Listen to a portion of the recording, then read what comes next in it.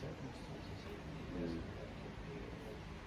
It's all right if you're keeping yourself busy, you usually don't suffer from something like that. But if you're left in an empty room, very soon you start feeling like. Some people find it more as a mental quality and not physical. That it's not physical. It's turning away from. Actually, these words arranged in a certain way because there is certain importance. Now, as example, these four things always going together. This 1, 2, 3, 4. These four is a one group. Why that four?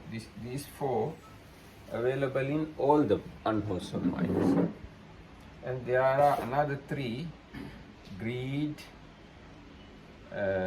view, and conceit. These three one group, because these three is available only in greedy minds. With greed you can have view or conceit, and these four envy, stinginess, worry, hatred. Okay, this one. These four one group. These four available only in angry minds. And doubt is the last one. Sloth and torpor again always going together. So you have to understand these things that way also. And I wanted to show another thing here. Can you show me the relationship in between mentality, materiality and fire aggregate? Form is materiality and feeling, perception. Okay, that's right. Yes, fire aggregate and mentality, materiality, same thing, two different names. Materiality is form and this for mentality. Yes, this is also you have to note, because sometimes people talk about mentality and materiality and they are hesitate to connect. They can't at once connect fire aggregates with mentality and materiality sometimes. So mentality means feeling, perception, mental formation and consciousness. Materiality means form. But even if you look at Pali, actually, mentality, materiality is nama rupa, so the same word rupa is used for form. It doesn't even, it's not materiality, it's just one word. Yes, actually this word rupa has many meanings. One meaning is rupa, in Pali rupa means eye object, not earth, water, fire, etc. Eye object. Chakku and rupa. Chakku is eye and rupa is color. And some other occasions Can be used for Buddha rupa. Yes, yes, that is again different types of usages. How to say image or picture you call rupa, Buddha rupa. So it's also connected with the eye. Yes, it can be eye object, but it doesn't. In that case, when you say Buddha rupa, it doesn't mean that all the eye objects are rupa. It's particularly image of the Buddha, or we can say itti rupa. Ittirupa, let's say. Ittirupa means form of a woman. Ittirupa. Purisa Rupa, form of a man. So there also you use Rupa. So it's And when you say earth, water, fire, etc., it is also Rupa. And again, another usage, Piya Rupam Sata Rupa. Piya Rupa.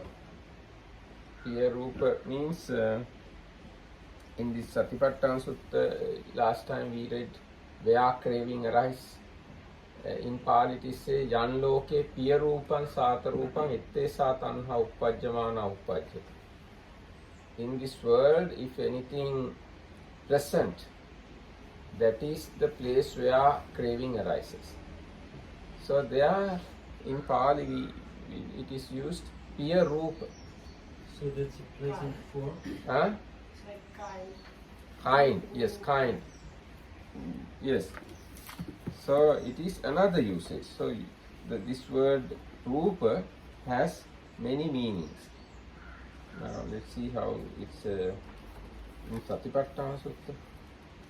So Piya Rupam you would translate as a pleasing form? Or? Yes, pleasing form.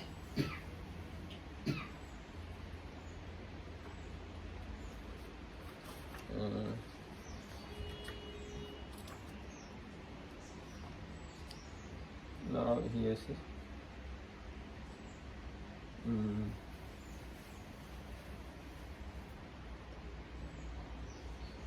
now this is the way in English. Wherever in the world there is anything agreeable, pleasurable, there this craving arises and establishes itself. So anything agreeable and pleasurable in Pali, Piya Rupam Sata Rupa. So Rupa is there, the word Rupa. So when you look at the word Rupa, here one instance, agreeable and pleasurable. So in Piya Rupam Sata Rupam, in that Satipatthana, it probably doesn't mean just what you see, but also what you hear, what you touch. Yes, anything. All the sense objects, even mind and mind objects are there. So mind and mind objects under this Piya Rupam Sata Rupam. So Rupa doesn't mean always one thing. There are different ideas. Mainly in our day-to-day world we use as an image Buddha Rupa.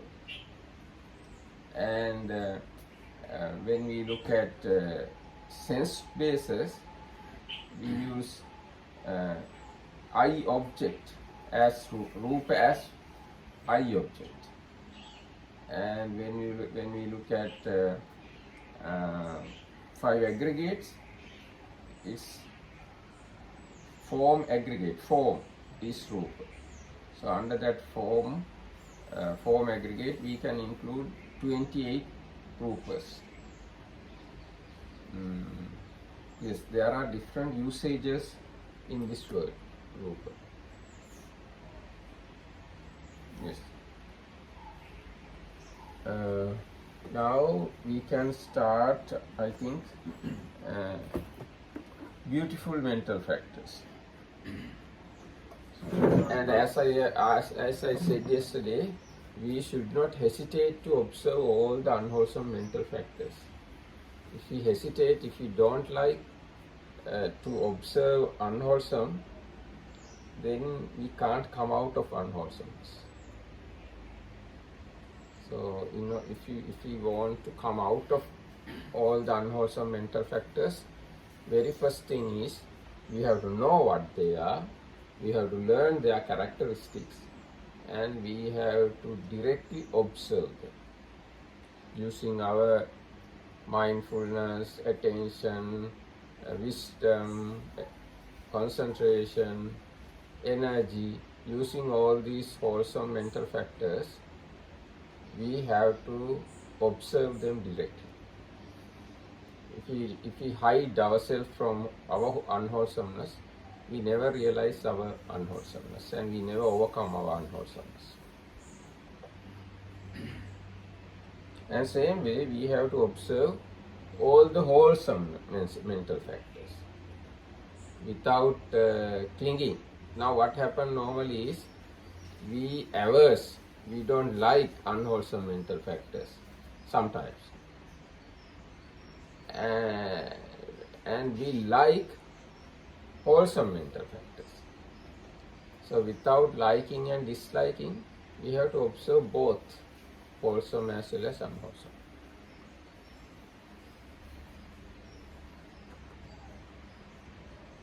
So now we are going to discuss beautiful mental factors. There are 25. These are the faith, mindfulness, shame, fear of wrongdoing. Shame here means shame of wrongdoing. Fear of wrongdoing, non-greed, non-hatred, neutrality of mind, tranquility of the mind, tranquility of the mental body, tranquility of the consciousness, lightness of the mental body, lightness of consciousness, malleability of mental body, malleability of consciousness, wieldiness of mental body, wieldiness of consciousness, proficiency of mental body, proficiency of consciousness, rectitude of mental body, and rectitude of consciousness. These 19 mental factors are termed the universal beautiful factors because these 19 available in all the wholesome minds and resultant minds and functional mind relating to in wholesome side. And there are some more. Right speech, right action, right livelihood. And compassion, appreciative joy. And the 25th one is wisdom. So these 25 are the beautiful mental factors. Why we call them beautiful instead of saying wholesome? We call them beautiful, but all looks like wholesome. All look like wholesome, but we don't say wholesome. Instead of that, we say beautiful. Why is the question?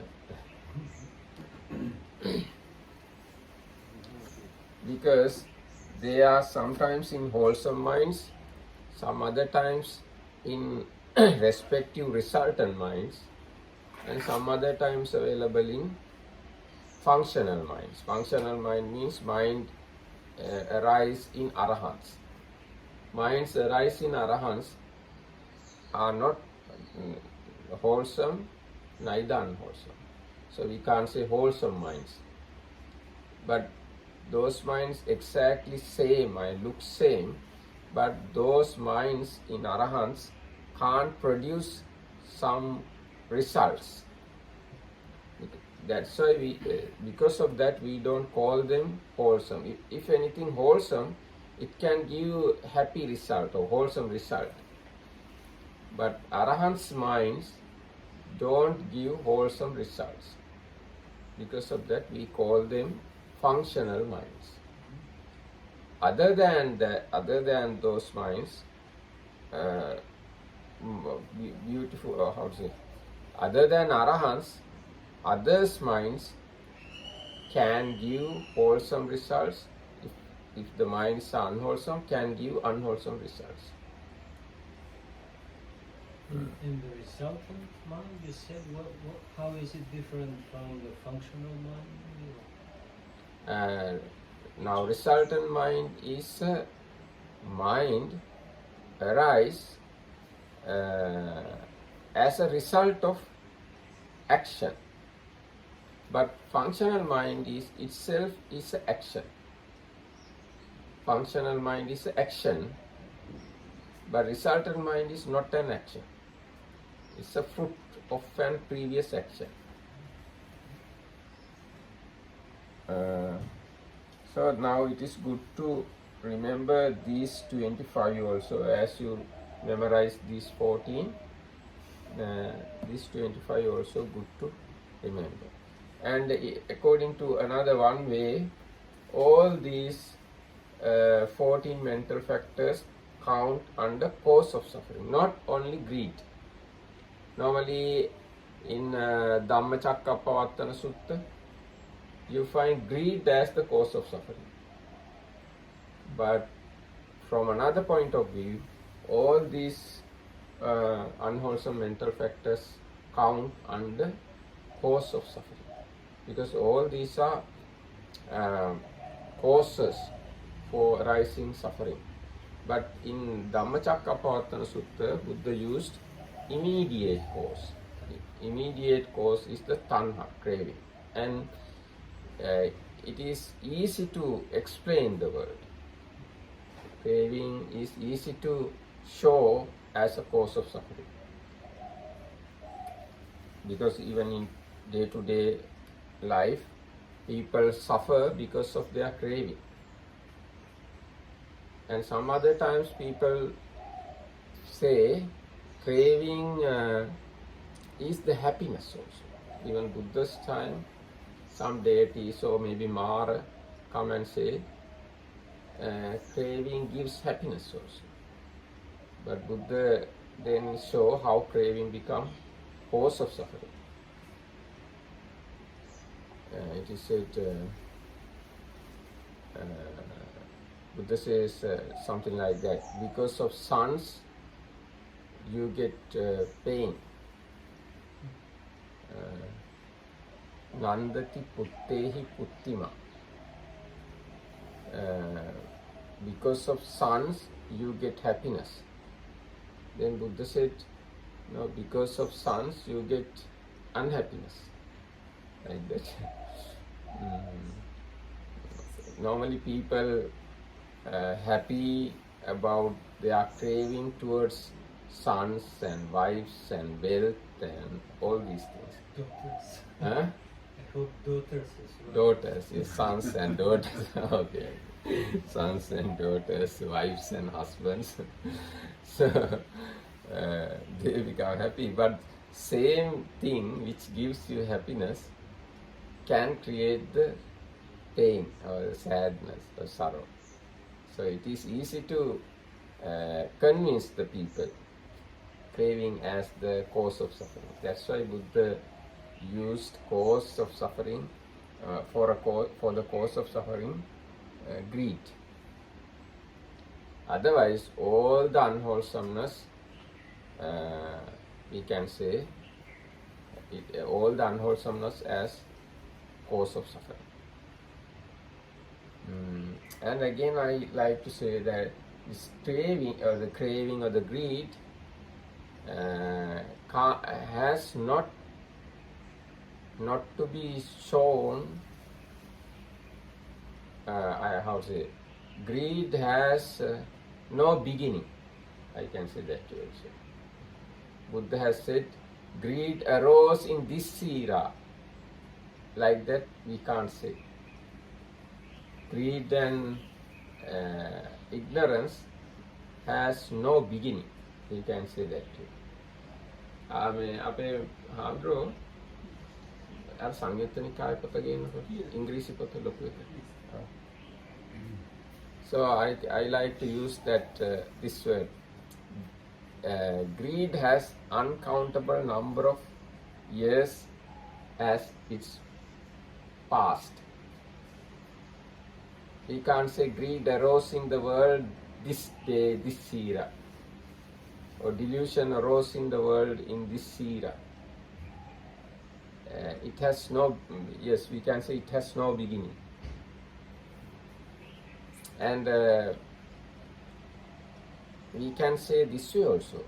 It has no end in the world. You can end up it. You personally can end up it. But if the world exists, then greed must be there. Without greed, there can't be a birth.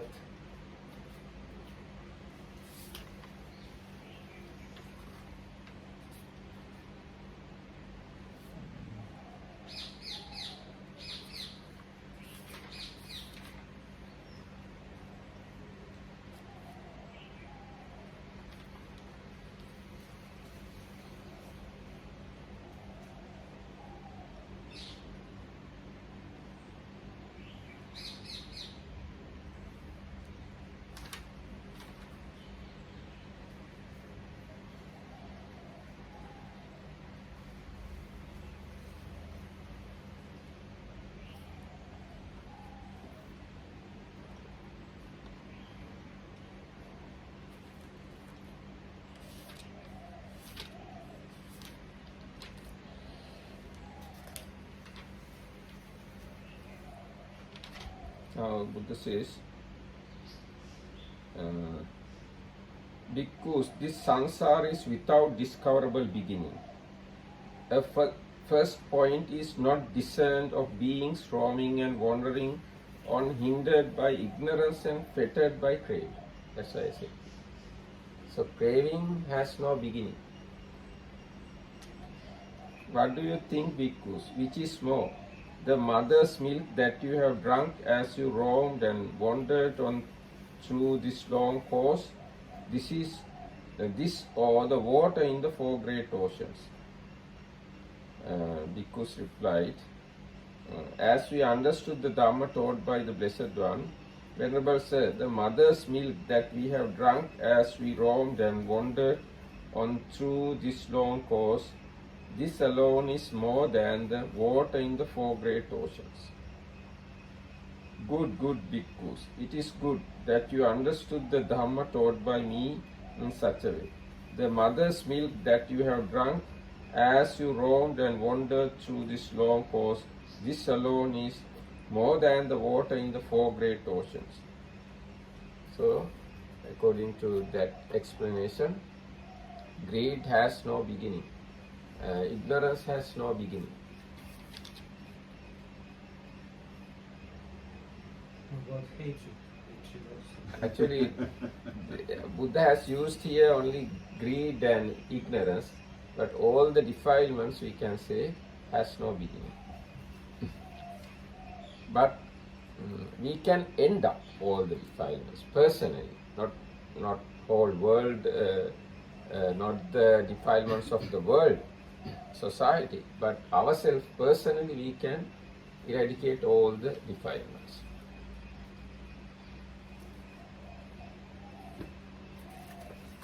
Yes. So now let's see wholesome or beautiful mental factors. So these beautiful mental factors again classified into different groups, like here I said these four are available in all the unwholesome minds, and these three, greed, view and conceit, available in only in greedy minds, and envy, stinginess, worry, hatred available only in angry minds, like that. These beautiful mental factors can be classified in certain way. There are 19 beautiful mental factors available in all the wholesome minds. Wholesome minds, respective resultant minds, and respective functional minds. And 3 mental factors are available in some minds only. These are right speech, right action and right livelihood. And 2 mental factors again available in some minds only. What are these 2? Compassion and appreciative joy, karuna, mudita. And last one, wisdom faculty, also available only in some minds. So these are also good to know. Now this is the, it is explained. The universal beautiful factors, in Pali it is called Sobhana Sadharana. The beautiful mental factors are subdivided into 4 groups now. First come the universal beautiful factors. 19 Cetasikas, Cetasika means mental factor, that are invariably present in all beautiful consciousness. Following this come 3 groups of beautiful Cetasikas, which are variable adjuncts, not necessarily contained in beautiful consciousness. So this is the first one, faith, saddha. The first of the beautiful Cetasikas is faith, which has the characteristic of characteristic of placing faith or of trusting. Its function is to clarify as a water clearing gem causes muddy water to become clear. So there is a kind of gem. When you put that gem into the muddy water, mud goes down and water becomes clear. So faith has that kind of character. If the faith come into your mind, mind become clear.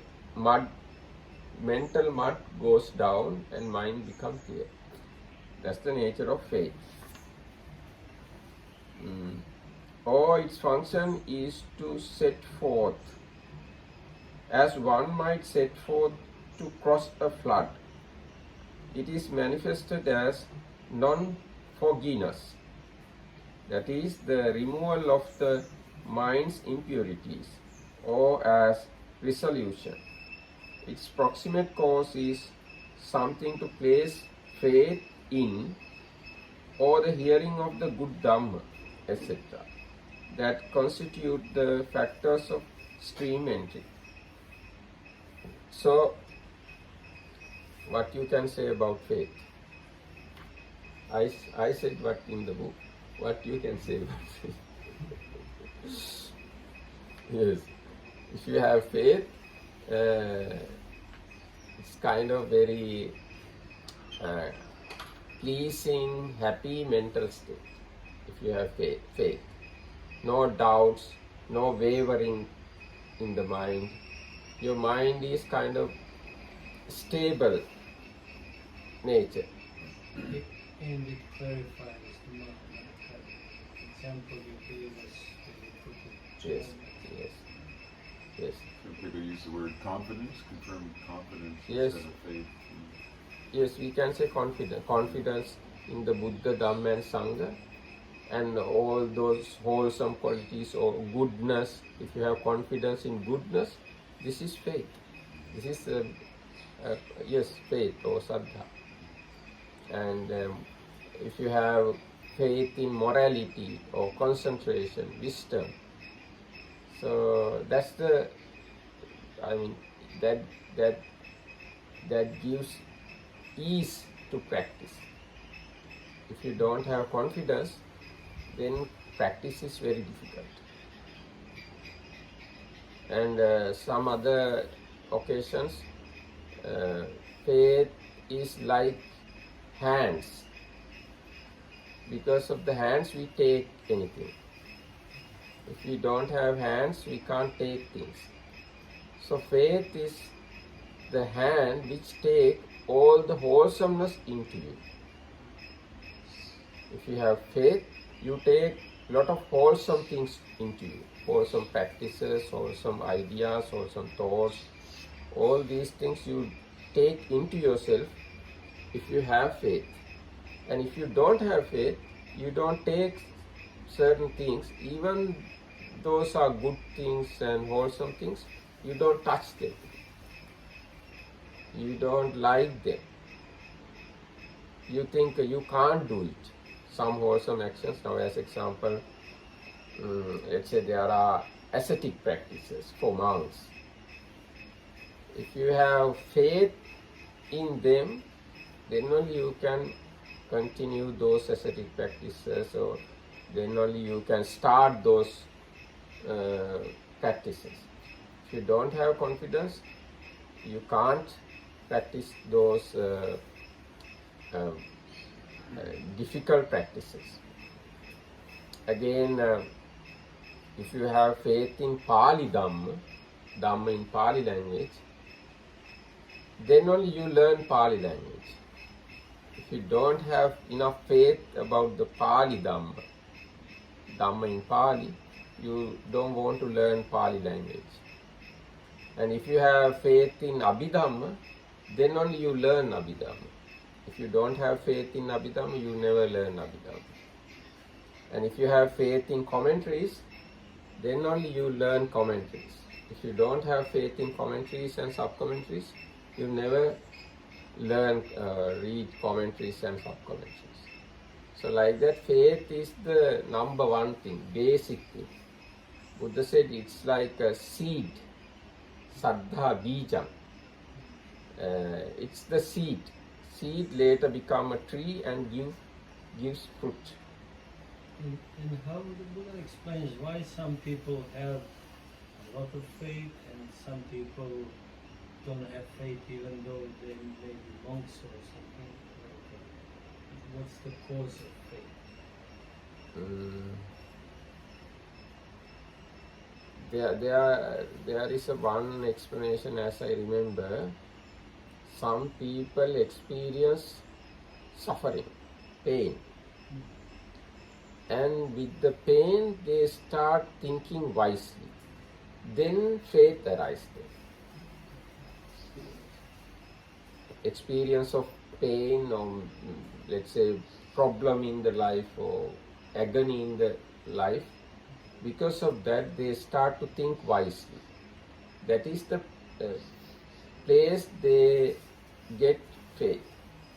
When they start to think wisely, they think how to overcome this pain, how to overcome this problem. Then they get faith in goodness or virtuous people or Buddha or Dhamma or bhikkhus. Any of these things can happen with the wise thinking of their pain. This is one point you get faith. And other thing is, sometimes just seeing virtuous people you get faith. Virtuous people, calm, tamed, serene people, when you see them, automatically you get faith. Now, as example, this Venerable Sariputta, at once he saw Venerable Assaji, he got faith. So this is another way of getting faith. And some other occasions, when you hear some good Dhamma which is compatible with your problems, your situation, certain discourse, certain talk, explaining your problem, let's say, or explaining the thing what you want to get, then you can get faith. But here we use this word saddha only for the things relating to Buddha, Dhamma and Sangha. Not all sort of things, but Buddha, Dhamma, Sangha is the facts, are the facts we discuss under faith. And we know even other religious people have faith in their teachers. But in that case, we don't use this word saddha. We call adhimokka. There is another mental factor called adhimokka. Adhimokka works as faith in other religions. In Buddhism, saddha works, saddha is the mental factor, believing or accepting or trusting is done by the saddha. So,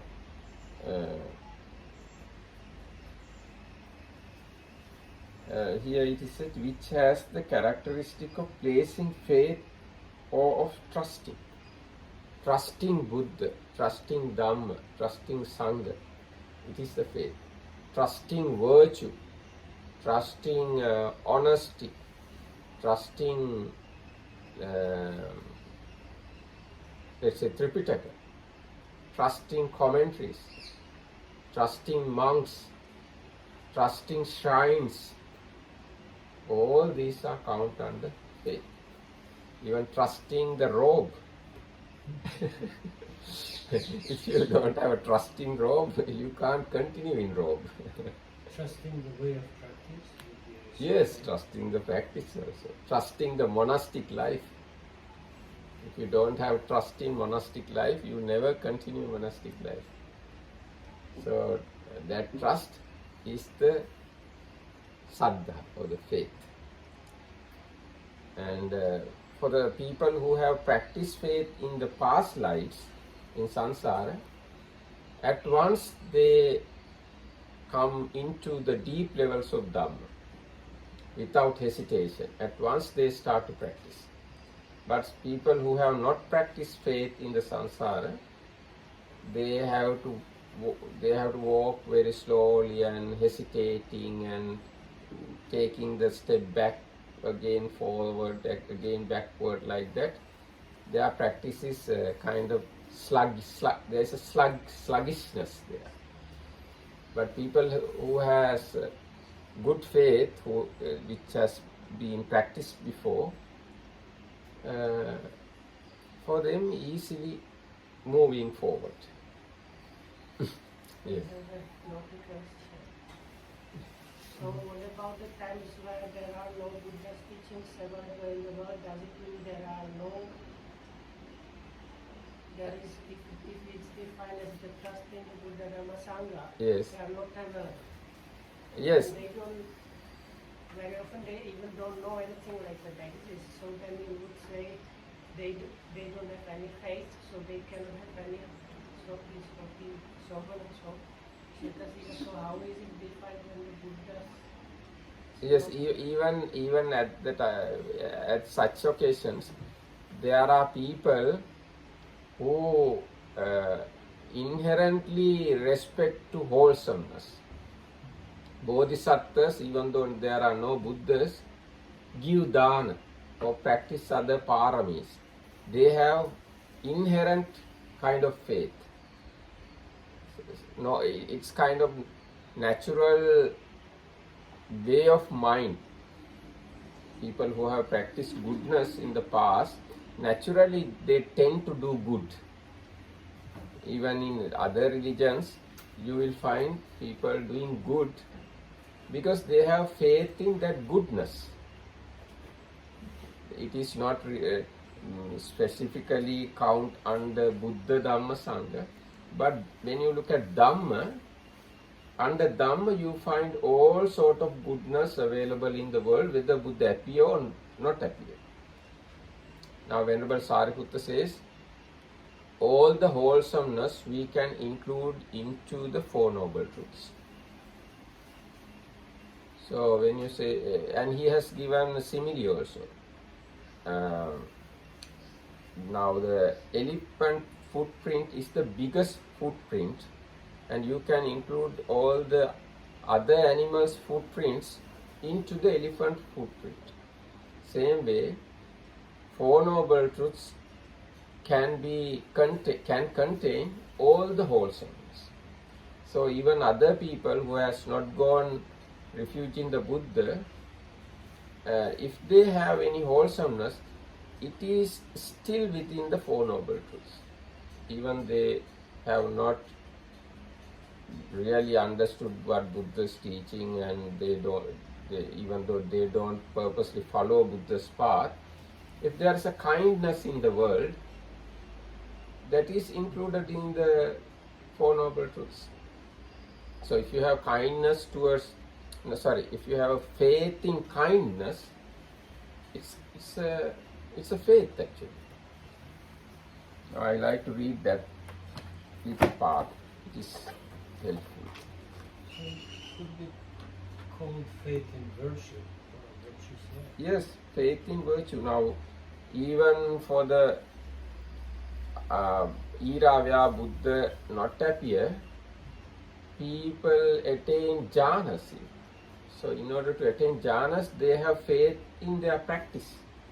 Without faith, they can't attain jhanas.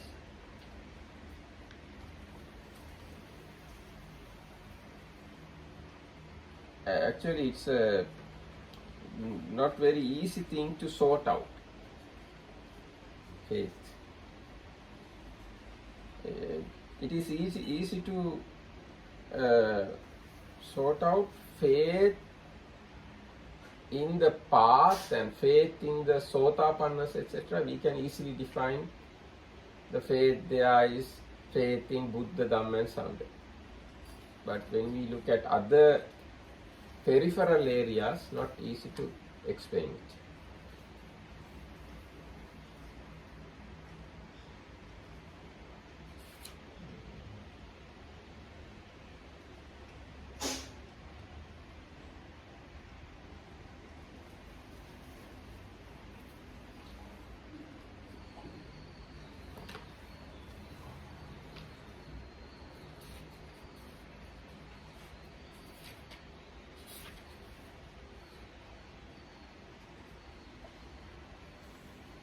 Now this is the way it is explained.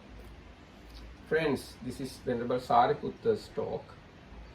Friends, just as the footprint of any living being that walks can be placed within an elephant's footprint, and so the elephant's footprint is declared the chief of them because of its great size, so too all wholesome states can be included in the Four Noble Truths.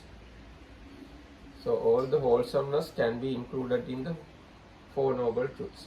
So there is no wholesomeness, I can say, beyond Four Noble Truths. But you may not see it as that. Seeing Four Noble Truths is very difficult thing. But wholesomeness is within the Four Noble Truths. Yes, now when we look at these beautiful mental factors, these are available in Buddha's dispensation, some of them, and some of them are not available in, these are available in Buddha's dispensation as well as in some other dispensation and other eras also. So it is difficult to show the margin, exact margin. Roughly we can have idea all the wholesomeness included within the Four Noble Truths. May I ask a question? Yes.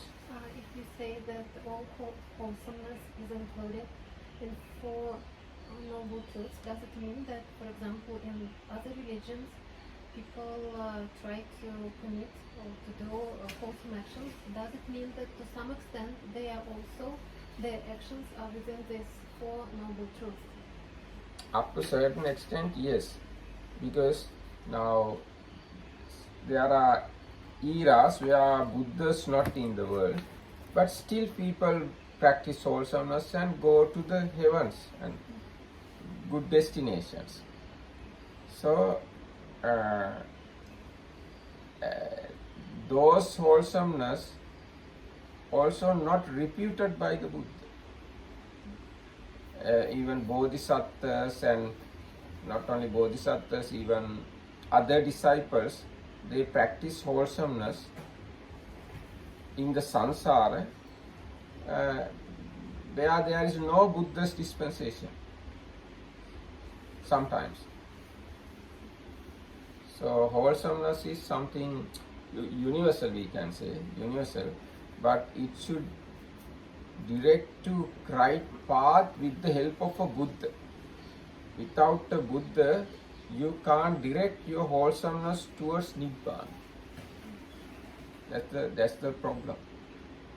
Without Buddha's guidance, you can't direct your wholesomeness towards Nibbana.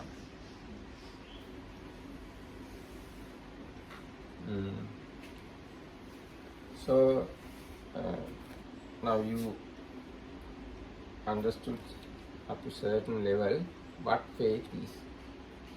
And faith is something you have to grow or increase or develop. These mental factors are things you have to diminish, eradicate, reduce. So again, now we can connect our talk to this truth, this one.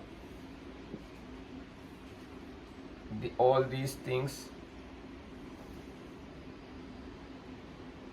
to this one, cause of suffering. And now what we are going to talk about, this one. Path leading to the cessation of suffering. But now you can understand another thing. Path leading to the cessation of suffering and cause of suffering, both under mental formations. Then both under five aggregate. So if you understand five aggregate properly, you understand cause of suffering and the path leading to the cessation of suffering. So understanding 5 aggregate is extremely important and valuable. So although there are 4 truths, they are not independent truths. They are depending on other things. We can't have independent truth of suffering. We can't have independent cause of suffering. We can't have independent path of suffering, a path leading to cessation of suffering. Path, cause, and the truth of suffering all are very much interdependent. And the cessation of suffering is another situation. It is not depending on other 3 things. It's independent. Cessation of suffering is something independent. And it's not mental formation. No, it's not mental formation. This is the important thing. These 3 things are mental formations and other conditioned phenomena. But this one, cessation of suffering, is not a mental formation, neither mind. No mind, no mental formation. And these 3 things, suffering, cause, and path, has the nature of arising and passing away. But this one has not that nature. Cessation of suffering has not the nature of arising and passing away. And as I said, these 3 things are very much interrelated. It's like this. If I draw a picture, this is the suffering. And inside suffering you find cause of suffering. Inside suffering you find path leading to the cessation of suffering. But when we look at the cessation of suffering, we can't include it anywhere. It's not these things at all. It's completely another thing. But other problem is, without the path, you can't reach it. You have to use the path to reach cessation. Without path, you can't reach, or you can't experience, you can't touch the cessation. In that case, there is kind of connection. Otherwise, path is conditioned, cessation is unconditioned. Yes. So now I think Saddha, or the faith, is clear. Now let's go to next factor, mindfulness. The word sati derives from a root meaning to remember, but as a mental factor, it signifies presence of mind, attentiveness to the present, rather than the faculty of memory regarding the past. It has the characteristic of not wobbling, that is, not floating away from the object. Its function is absence of confusion or non-forgetfulness. It is manifested as guardianship, or as the state of confronting an objective field. Its proximate cause is strong perception, or the 4 foundations of mindfulness. So this is the definition for mindfulness. And mindfulness is lengthily explained by the Buddha in Maha Satipatthana Sutta and Satipatthana Sutta and Satipatthana Sanyutta and Satipatthana Katha, and in Abhidhamma you find Satipatthana Vibhanga, and there are many places you find explanations about Satipatthana. Okay, for the day this much is enough. Thank you. Teruvan Saranai.